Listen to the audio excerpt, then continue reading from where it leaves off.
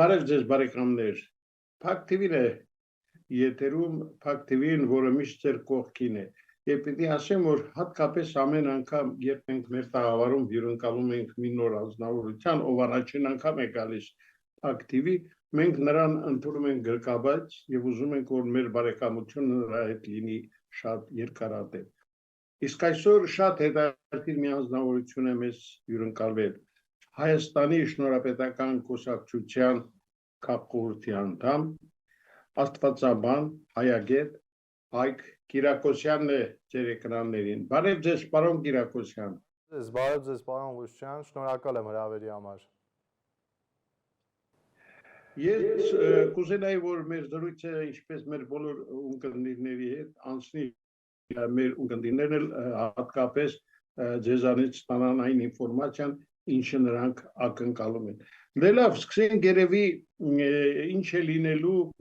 եկեղեցի պետություն այս հակամարտության վերջը։ Ի վերջո կգան նրանք մի ընդհանուր հայտարարի։ Տեսեք, թե եկեղեցու, թե պետության պարագայում մենք, այսպես ասած, վերածննդի կարիք ունենք, որովհետև հին մոտեցումները նոր օրերում, երբ որ ամեն օր աշխարհում նորագույն տեխնոլոգիաներ, մտածողության նորագույն ստանդարտներ են առաջ բերվում եւ գործելու,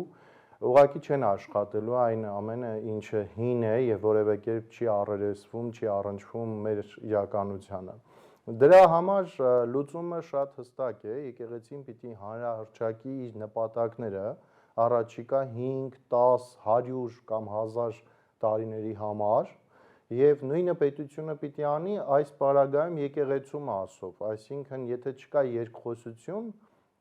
կամ միայն այդպես բակային, մեղմ ասած, փոխադարձ գզվռտոց վիրավորանքներ,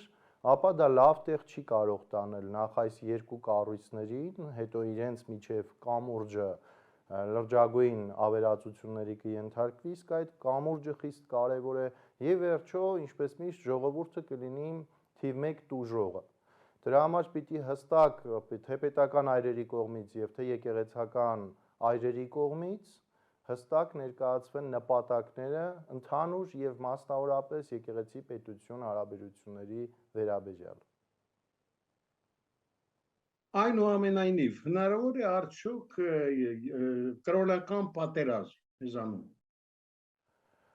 Մեզանում չեմ կարծում, աշխարհում էլ process-ներ կան, որոնք որ ամեն դեպքում ավելի կառավարելի են իմ համոզմամբ, քան նախկինում էին։ Մենք տեսնում ենք, որ հիմա շատ կարճ այսպես միմյանց զսպող հարվածներ են տեղի ունենում։ Կարճ ժամանակ առաջ Հնդկաստան, Պակիստան բախումը տեղի ունեցավ։ Հիմա մեր աչքի առաջ մեր հարևան Իրանն է ներքաշված երկկողմանի, այսպես բանի process-ների մեջ ռազմական։ Ես այսօր կարդացել էի, որ տեղեկացա Տրամպը գրել է սոցհարթակում, որ վերջ խաղաղություն, այսինքն բանակցային սեղանի շուրջ են նստում, բայց մինչ մեր զրույցը սկսելը տեսա, որ Իսրայելի կողմից հայտարարություն կա, որ Տրամպի խոսքերից հետո Իրանը կրկին հարվածել է, այսինքն դեռ շատ հեղեղուկ է վիճակը, բայց կրոնական պատերազմը այս բային մի բան կա, որ դրա մասին, այսպես ասած, հուշում է, դա նախկինում եղած պալատական գուշակների կողմից, աստղագետների, աստղաբանների կողմից արված կանխատեսումներն են։ Մնացած ոչինչ չի վկայում դրա մասին, որտեղ կրոնները շատ քաղաքակրթվել են աշխարհում եւ աշխարհիկ քաղաքական գործընթացների հետ համընթաց են գնում։ Հայաստանում կարող են պառակտումներ լինել, ուղղակի դա պետք է թույլ չտա որևէ գիտակից եւ բանիմաց հայ մարդ, որովհետեւ եթե ապավինենք մեր մեծ դյուցազնավեպին, Սասնա ծռեր էպոսին, կտեսնենք, որ Դավիթը Սասնա տունը, Ջոջաս տունը զորացնելուց առաջ վերականգնում է Մարութա վանքը։ Իդեպ մի անգամ փուլ է գալիս, չի վերականգնվում, այսինքն գիշերը ամբողջությամբ քանդվում է եւ երազի մեջ իրեն հուշում են տալիս, որ մինչեւ թուրդ չդնես Մարութա վանքի հիմքում, այդ վանքը կանգուն չի մնա, որը մեծ խորհուրդ ունի, որ պիտի եկեղեցին զորացնենք ուժով, բայց եկեղեցին էլ պիտի կատարի իր մերօրյա կարևորագույն գործառույթը, դա կրթական գործառույթն է, որ եկեղեցին ասում է գումար չունենք, մենք մեր ուժերով ենք, իսկ ով է խանգարում եկեղեցուն հիմնել բարձրակարգ համաշխարհային ստանդարտներին հավասար բուհեր, դպրոցներ բազմաթիվ, միայն եկեղեցի կառուցելով առաջ չեն գնա։ Եվ այդ բուհերում կրթություն ստանան, այդ դպրոցներում կրթություն ստանան թե հայորդիներ, թե արտասահմանից տարբեր ուսանողներ, տարբեր արտերկրից ներգրաված մասնակիցներ, աշակերտներ։ Պարոն Կիրակոսյան, տեսեք, կարծես թե մի կողմից կրթությունը բավականին այսպես նորաձև է, մյուս կողմից էլ փողոցային խոսույթներ, որքանով է այս ամեն Եթե նայենք այն ամենին, ինչ տեղի ունենում, կրթությունը նորաձև է, այսպես քարոզ արշավ ես դա կանվանեի, ոչ ավելին, մի կողմից, որտեղ կրթությունը մեկ անգամյա հանդիպում զրույցներով դա կրթություն չէ, հասկանում ենք բոլորս, եւ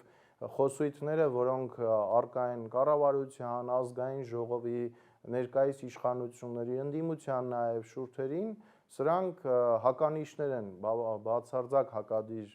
բաներ են, բայց կրթությունը նորաձև արտահայտության մեջ եւս կա փողոցային խոսույթ, այդ երկու բառերի մեջ կրթությունը նորաձև է, եւս արկա է փողոցային խոսույթ, որտեղ նորաձևը հագուստն է, նորաձևը որոշակի ոգելի ծմպելիքներ են, նորաձևը որոշակի ինտերնետային տենդենսներ են, կրթությունը 10,000, 6,000 տարվա ինքնություն եւ պատմություն հանրահռչակող ազգի համար եթե դառնում է նորաձև, դա մեծագույն ու դա բարձրաձայնում է պետական այրը, մեծագույն տգիտության մասին է վկայում եւ փողոցային խոսույթի մասին է վկայում, որովհետեւ կրթությունը անհրաժեշտ է, կրթությունը հաց ու ջուր է, չի կարող հացն ու ջուրը անհրաժեշտը կարևորը լինել նորաձև, նա մեր հետո ասում ենք, որ մազապուրց մայրերը ավազի վրա, հողի վրա, թղթի վրա տառերն էին սովորեցնում իրենց երեխաներին, կարդում էին պատմություն, էպոսը, աստվածաշունչ էին կարդում, այդ ոնց եկանք հասանք 21-րդ դար, ու մենք կարիք ունենք կրթությունը նորաձև հռչակելու։ Թող այդպիսի նորաձև դահլիճներից ելույթ չունենան, գնան հանրակրթական դպրոցի դահլիճից խոսեն, այդ ողբերգական հազար ներողություն կոմունալ հանգույցների, սանհանգույցների հոտը մեջը, այդ դպրոցներում ասեն կրթությունը նորաձև է։ Որևէ բան նորաձև չէ, կրթությունը անհրաժեշտ է եւ մենք կրթություն չունենք։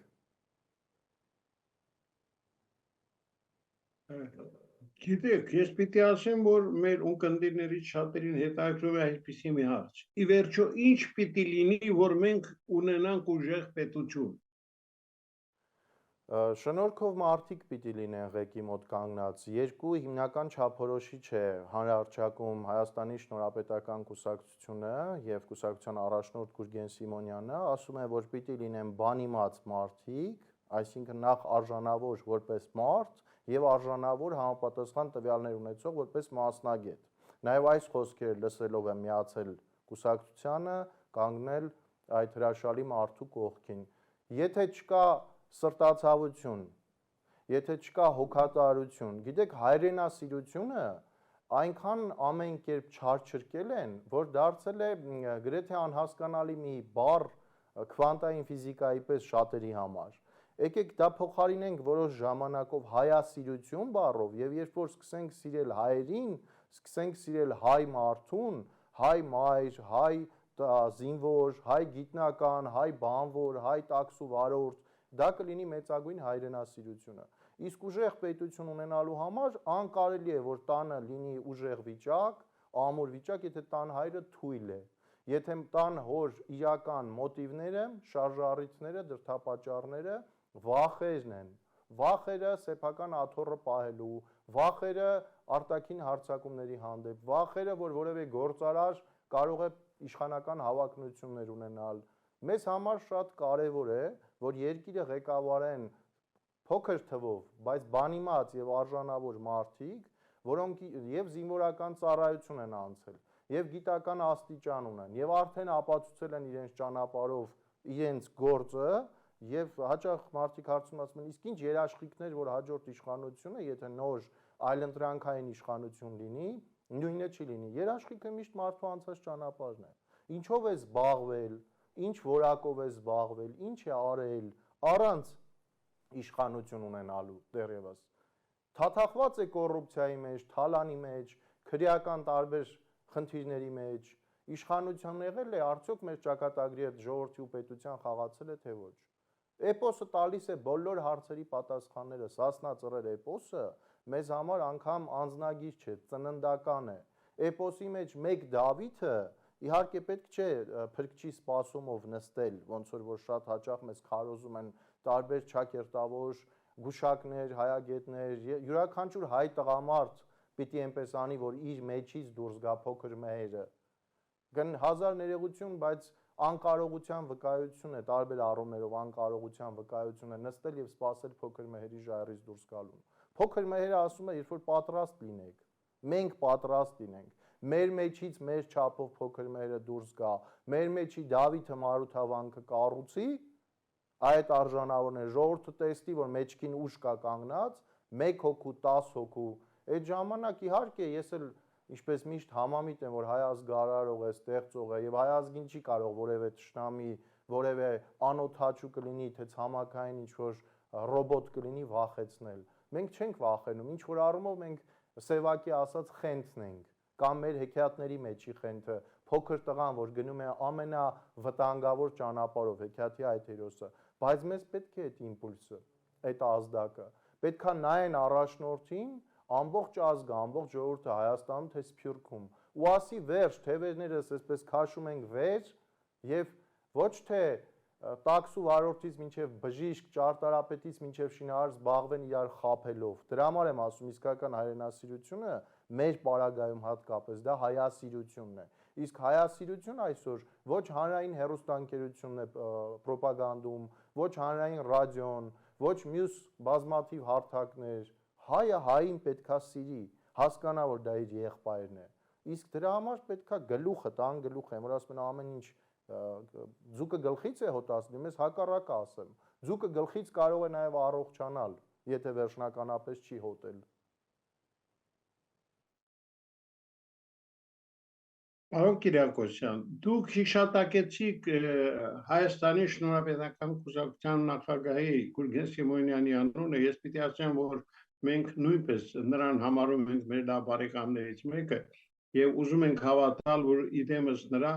վերջապես կարող է ստեղծվել այն ուժը, որը կարող է մեզ դուրս բերել այս ճահճացած վիճակից։ Իդեպ ասեմ, առաջիկայում մենք նախատեսել ենք նոր հանդիպում Գուրգեն Սիմոնյանի հետ, այնպես որ այն հարցերը, որ հետաքրքրում են մեր ունկնդիրներին, կապված պարոն Սիմոնյանի հետ, մենք անպայման դրանք կտանք, բայց հիմա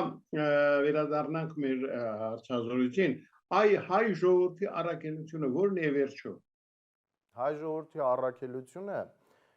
երբ որ օտարները մեզ դիմում են ասելով Արմենիա եւ Արմեն, այդ արմատի մեջ է, որը փողոցային խոսակցության մեջ, հատկապես անչափահաս տղաների շրջանում դարձել է վիճավորական խոսք, այսինքն երբ որ մեկը մյուսին ասում է արա, դրա կարող է դառնալ կռվի մինչև դանակահարության պատճառ դառնալ, հասնել դանակահարության, Աստված մի արասցե, որ պատճառը ինչու՞մ է, որ չեն հասկանում, թե ինչ է նշանակում արան, ու խնդիրը ինտոնացիայի մեջ չէ, եթե միևնույն ինտոնացիայով մեկը մյուսին ասի ապեր, այսպես փողոցային օրինակ բերեմ, հա, դիմացինը չի ասի ապերը դու ես, բայց եթե մեկը դիմացինն ասում է արա, այս մյուսը նրան ասում է արան դու ես, այսինքն դա իր համար մի վերին աստիճանի վիրավորանք էր։ Եվ մինչև օրս նույն, որ ասում եմ կրթություն չկա, դպրոցում եւ մնացած տանը չեն ասում տղա ջան, արան մեր աստվածությունն է, արան մեր թագավորն է, մեր ամենափառապանց երևելիներից մեկը։ Եվ ինչու անդրադարձա հարցին բուն պատասխանելով արմատը արարելն է, այսինքն մեր առաքելությունը ազգային արարել, արդարություն եւ արգասավոր լինել այս 3 արով սկսողները, եթե մենք կարողանում ենք վերականգնել ջոջած տանը արդարությունը, այսինքն հայ մարդը Հայաստանից գնում է բացառապես մեկ պատճառով, արդարության պակասի պատճառով, որտեղ եթե ասենք մենք կարիքավորներ ենք գնում Հայաստանից, մենք կզբաղվենք անթույլատրելի ինքնախաբեությամբ, շատ ունևոր մարդիկ թողնում գնում են, որ այստեղ կարող էին իրենց, այսպես ասած, իշխանի պես ապրել, ինչու են գնում, արդարության պակասից, եւ կարիքավորը, եւ հարուստը, եւ գիտնականը, եւ կրթություն չունեցող մարդը, վերականգնել արդարությունը ջոջած տանը, մեր առաքելությունը, եւ արարել ոչ միայն Հայաստանի, Հայոց տան համար արարել, որովհետև մեր տված բարիքներին կարոտ են ամբողջ աշխարհում եւ սպասում են եւ շատ դարեր եւ շատ հազարամյակներ շարունակ լինելով փոքր մենք այնուամենայնիվ կարողացել ենք տալ աշխարհին այն ինչ այդքան գնահատվում է իրականում նաեւ օտարների կողմից, նաեւ մյուսների կողմից։ Պարոն Կիրակոսյան, դրեմ Արդյոք այսօրվա հայ մարդու կերպարը համապատասխանում է մեր փառապանծ պապերի նկարագրին։ Ես ընդհանրացումների կողմնակից չեմ, որովհետև յուրախություն բոլորիս, այո, կան հայ մարդիկ, որոնց կերպարը համապատասխանում եւ երբեմն նաեւ գերազանցում է մեր փառապանծ պապերի կերպարին եւ դրան հակառակ ցավոք մեծապես մենք հեռացել ենք մեր պապերի կերպարից եւ տեսեք ինչն է խնդիրը ոչ թե ինչ որ այսպես սիմվոլիկ բաներից չխոսենք շատ առարկայական այս մասով որովհետեւ մեր պապերը եղել են կյանքի օրվա ներկայի եւ գալիքի հատկապես մարտահրավերներին դիմակայող մարդիկ այսինքն այն քիչ առաջ առաքելությունը, որից խոսում էինք, որն է, իրենք դա իրենց կյանքում ռեալիզացնում էին, դա ներդրված էր իրենց առօրյայում։ Ճիշտ է, մենք չենք շփվել հեռավոր մեր այդ փառապանծ պապերի հետ, բայց այն հիշատակությունները, որ հասել են մեզ ոչ միայն հայկական աղբյուրների միջոցով, այլ նաև օտարների հիշատակությամբ, հաստատում են դա յուրախություն բոլորիս։ Եվ այդ պապերը չեն եղել այն, ինչը որպես հիվանդություն պիտի արձանագրեմ մերօրյա հայ մարդու համար եւ որը աղավաղում է հայ մարդու կերպարը, չեմ ընդհանրացնում։ Դա անցյալամոլությունն է, անցյալապաշտությունը, անցյալով այսպես փորձել ապրելը, երբ որ խեղդվողը փրփուրից է կախվում, տեսնում է, որ այդ փրփուրներն իրեն չեն պահում, բայց շարունակում է կարճել փրփուրներից։ Պարզ է, թե դրանից հետո ինչ կարող է լինել խեղդվող մարդու հետ։ Հիմա կարող է թյուր տպավորություն ստեղծվել, որ ես դեմ եմ հենց իմ հիշատակած անցյալին։ Ոչ, անցյալը պետք է սիրել,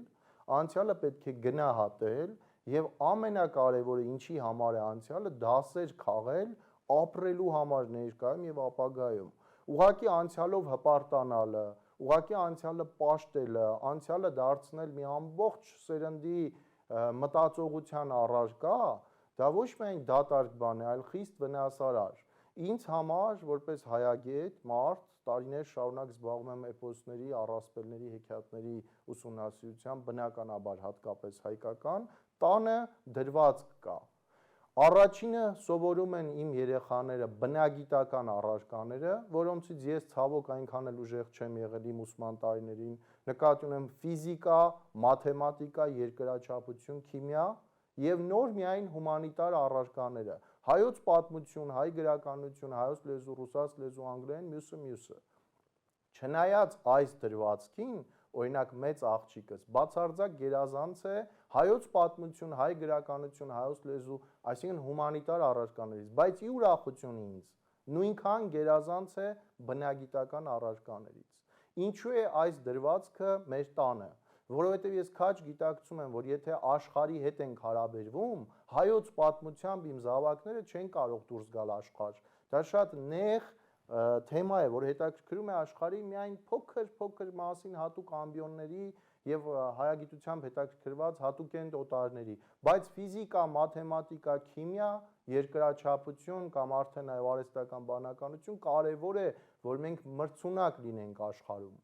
Եվ հիմա իմ աղջիկը օրեր առաջ զարմացրեց ինձ, մեծս, ասելով, որ ես որոշել եմ, թե ինչ եմ ուզում դառնալ։ Ես ուզում եմ ռազմական ինժեներիայով զբաղվեմ։ Մինուր աղջիկ է, գիտեք, երբեք այդ մասին տանը չենք խոսել, մեզանում ռազմական ինժեներիայով զբաղվողներ չկան։ Ես այսպես ներքին բերկրանք ունեմ եւ բնականաբար կարողությունների սահմանում ամեն ինչով աջակցելու եմ։ Շնորհիվ այն բանի, որ երեխան բնագիտական առարկաներից ուժեղ է։ Անընդհատ անցյալ, բա վաղը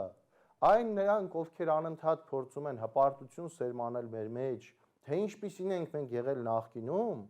դա ուղղակի ապտակ պիտի լինի հասկանալու համար, իսկ ինչպիսին ենք մենք այսօր եւ ինչպիսին ենք լինելու վաղը։ Ես տեսնում եմ տոտալ նպատակների բացակայություն պետական օղակներից մինչև տարբեր կառույցներ, որոնք ունեն որոշակի պարտականություններ հայ ազգի, հայ ժողովրդի եւ Հայաստան հայրենիքի առաջ։ Գիտեք որն է այդ բացը, որևէ մեկը չի սահմանում առաջիկա նպատակները։ Մենք չգիտենք Հայաստան տնտեսական ինչ ուղղությամբ է գնում, Հայաստանը կրթական ինչ ուղղությամբ է գնում։ Հազար անգամ առաջարկել ենք, որ կրթությունը դարձրեք չափելի եւ ուսուցիչները պիտի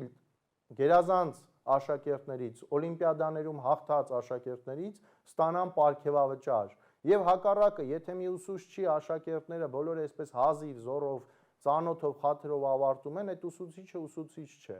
որովհետև նրա կրթական արտադրանքը ճակերտավոր անորակ է։ Ցավոք տարբերություններ կան, բայց շնորհիվ այն բանի, որ այդ մեր փառապանց նախնիների պատկերը, նկարագիրը, կենսակերպը մեզ հայտնի է, մենք ունենք ում հետ համեմատվենք, բայց դա երբեք անպագորգոր խոսելը չէ, երբեք ոչինչ չանելը չէ, եւ հաստատ մեր նախնիները չէին նստում հպարտանում իրենց նախնիներով, այլ ուզում էին գերազանցել իրենց նախնիներով։ Չի կարելի ասել նարեկացի ենք ունեցել ու այլևս չծնել նարեկացի։ Չի կարելի ասել նժդեհ ենք ունեցել եւ այլևս չծնել նժդեհ։ Չի կարելի ասել Տիգրան մեծ ենք ունեցել եւ այլևս փակել բոլոր դռները նոր Տիգրան մեծի առաջ։ Այ դուք հիշատակեցիք անցյալ, ներկա, ապագա, ասացեք խնդրեմ, մենք ինչ ենք համադրելու եւ արդյոք այս առումով ետ չենք մնում աշխարհից։ Մեկը մեկին լրացնում է, մեր զրույցը այսպես փոխ լրացնելով շարունակվում է, ես տեսնում եմ, որ հետ ենք մնում բազմաթիվ ոլորտներում, բայց միաժամանակ տեսնում եմ ֆանտաստիկ, արտառոց լավ երիտասարդություն, որոնք ճեղքում են այն բոլոր բացերը, այն ամեն ինչ որ չկա Հայաստանում, նաև հնարավորությունների բազմաթիվ բացակայությունը եւ օգտվելով այն հնարավորությունից թելից, որ մեզ հասանելի է, այսինքն կապը աշխարհի հետ թեկուզ ինտերնետային տարբերակով, բազմաթիվ առումներով, բայց իրենք ինքնուսներ են մեծամասամբ։ Մարդիկ են, ովքեր օրնի բուն աշխատում են, գեղեցիկ սեռի ներկայացուցիչ կլինի, արական սեռի, հիմնականում երիտասարդության շրջանում, եւ իրենք այդ ապագա,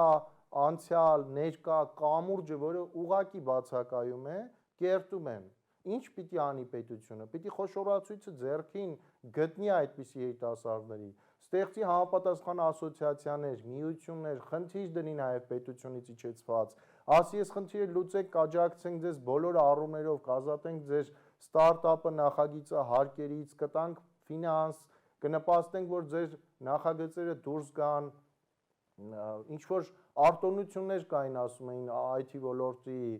հետ կապված, ճիշտ ոնց որ կենսաթոշակայինով բնակարան առնելն էր, որ մի փոքրիկ հնարավորություններ իմ տեղեկություններով երկուսն էլ կտրեցին։ Այսուհետ Երևանում այդ կենսաթոշակային բանի եղանակով հնարավոր չէ բնակարան առնել, ձեռք բերել կամ տուն կառուցել եւ նույնը նաեւ այդպիսի ոլորտների համար։ Եթե մենք հանրարչակում ենք, որ հարկատուն հերոսը հարկատուն է կամ հարկատուն է հերոս, անգամ տնտեսական առումով սա անտրամաբանական է, որովհետև տնտեսական հերոսը հարկատուն չէ, արտահանողն է։ Այն մարդով կարողանում է արտաքին աշխարհից միջոցներ բերել երկիր, որի կարիք այդքան ունի Հայաստանը։ Թե չէ մեկի գրպանից վերցնել, մյուսինը դնել պետական բյուջեն լցնել, բայց ներսի մուտքերը մեր պետություն չավելանան, դա առանձնակի հերոսություն չէ։ Եվ իրականում դա հերոսի կերպարի աղավաղում է։ Ես տեսնում եմ անցյալը, որը մեզ տվել է, փոխանցել է մեր պապերի շնորհիվ, մեր էպոսը, մեր հեքիաթները, մեր դիցարանը, մեր առասպելները, մեր հեթանոսությունը, մեր քրիստոնեությունը, բոլորն էլ մերն են։ Եթե գնահատել, արժևորել, դասեր քաղել եւ դրանցով ապրել կարողանանք։ Տեսնում եմ մեր ներկան, թույլ տվեք ոչինչ չթվարկեմ։ Եվ ուզում եմ տեսնել մեր ապագան, որում կկարողանամ թվարկել նույնքան արժանավոր բաներ, որոնք կային անցյալում։ Այդ ապագայում պիտի լինի գեր խելացի, այս AI, որ ասում են, ինձ էլ հետաքրքրեց, ուսումնասիրում եմ արհեստական բանականություն։ Էլի սկսել են ալիքներ, թե վերջ սա մարդկության կործանումն է, վերջ ուրեմն մարդը այլևս չի կարողանա աշխատանք գտնել, այդպես չէ, արհեստական բանականությունը նման է մեքենային ձիերից հետո, որովհետև գնացքին, ինքնաթիռին տեմպերն են արագանալու, ամբողջ հարցը նրանում է մենք հայերս հասցնելու ենք այդ տեմպերի հետևից, թե գնացքից դուրս ենք մնալու։ Այս պահին գիտեք մենք որ կետում ենք, որ ավտոբուսը կանգառից շարժվում է, մի ուղևոր չի հասցրել, բայց ձեռքով հասցնում է հարվածել ավտոբուսի ետնամասին եւ վարորդը լսելով կանգնում է։ Հիմա ամբողջ խնդիրը, այսինքն դա վայրկյանների հարց է, որ հասցնենք դուրս չմնալ համամարտկային գնացքից, որը գնում է դեպի ապագա, որը աշխարհի համար կա, Հայաստանի համար հարցական է, քանի այս վիճակն է, եւ որը պիտի լինի Հայաստանի համար հատկապես։ Ինչ որ մի նախախնամությամբ եկել հասել ենք, չէ՞, 21-րդ դար։ Ստեղծել կամուրջներ, բայց չապրել անցյալով։ Նայել ներկային ասել, այս ինչ վիճակում ենք։ Պարոն Կիրակոսյան, իհարկե մենք շատ այսպես հարցեր հետաքրքիր հարցերի շուրջ խոսեցինք, բայց այնուամենայնիվ վերջին հարցը, ինչ հետաքրքիր զարգացումների ի վերջո մենք կականատես կլինենք 2026-ին։ Ես այսպեսի մի բան ասեմ, այն նշանները, որ տեսնում եմ գործող իշխանությունների կողմից, ճամպրուկները հավաքելու նշաններ են։ Իհարկե դա այդքան ակնհայտ չի լինելու, որովհետև այդ դաշտում կան որոշակի չգրված օրենքներ։ Ես տեսնում եմ, որ արդեն այն բեռը, որ իր վրա վերցրել են, իրենց ուսերին վերցրել են ներկա իշխանությունները,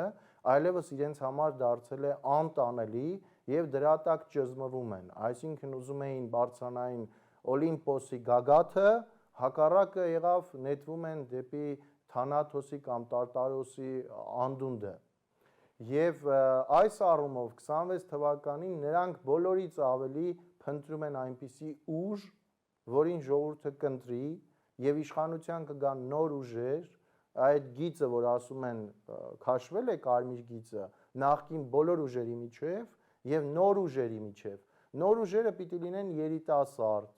նոր ուժերը պիտի նրանց վասալները չլինեն նախկինների ներկաների, հասկանում եք,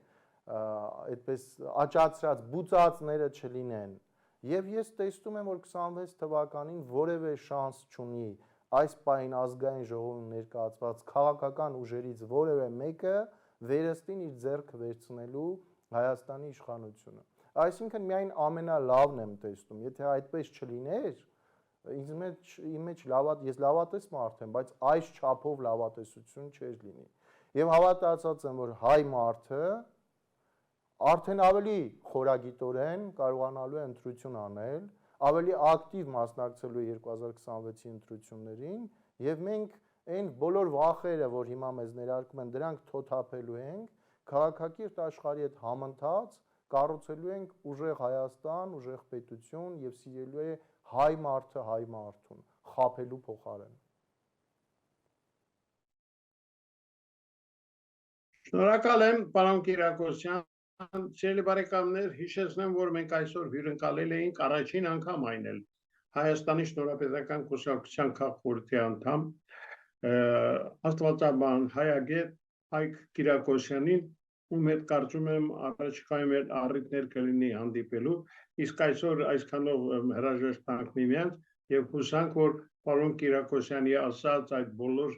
առաջքաշած մտքերից շատերը մոտ ապագայում կարող են դառնալ իրողություն։ Այսօր այսքանը, մնացեք դուք էլ լավատես, ցտեսություն։